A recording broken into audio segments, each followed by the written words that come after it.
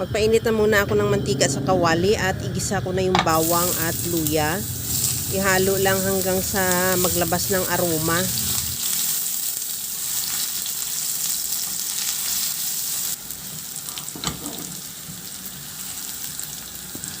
Maglagay na rin ako ng sibuyas.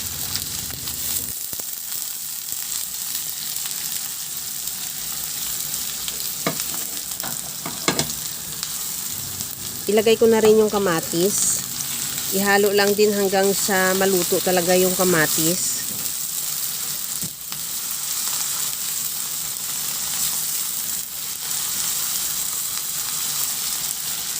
Okay na yung kamatis. Ilagay ko na rin yung kalahating kilong manok.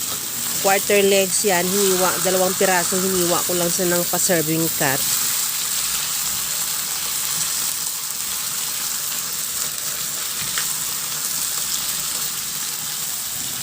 Magtimpla na rin ako ng asin at paminta.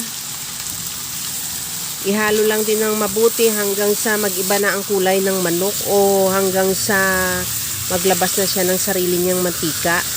Habang ginagawa ko yan mga kalasa, kung bago ka pa lang sa aking channel, welcome.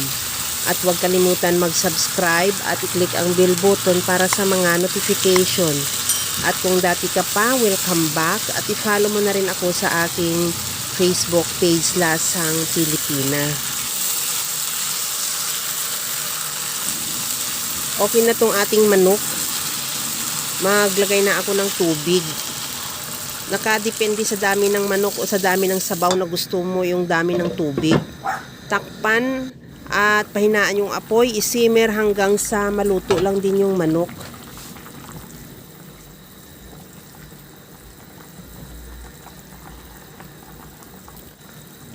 Magtimpla na ako ng patis or depende sa'yo kung pwede naman asin or granules o kaya liquid seasoning, kung ano man ang available sa'yo pwede. At ilagay ko na rin yung 2 pirasong sutanghon.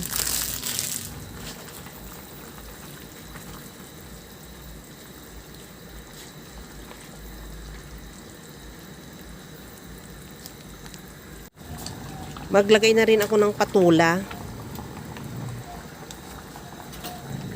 Ihalo lang din hanggang sa maluto yung patula. Sa puntong ito, okay na yung ating patula. Maglagay na rin ako ng malunggay. At kunting halo lang yan at ready to serve na yan yung ating napakasarap na chicken sutanghon with patula at malunggay. Kaya mga kalasa, kung nagustuhan mo yung ating video, please like na lang at pakishare na rin sa inyong mga friends. At kung bago ka pa lang sa aking channel, subscribe na at i-click mo na rin ang bell button para sa mga notification. Kaya mga kalasa, alam ko kayang-kaya mo tong gawin dahil sa sobrang simple at napakadali niya lang lutuin. Kagaya lang lagi sa sinasabi ko na wala namang hindi marunong magluto basta sa simpleng paraan lang. Okay na tong ating napakasarap na chicken sutanghon. Hanguin na lang natin at ready to serve na. Hanggang sa muli mga kalasa, thank you for watching. Bye-bye!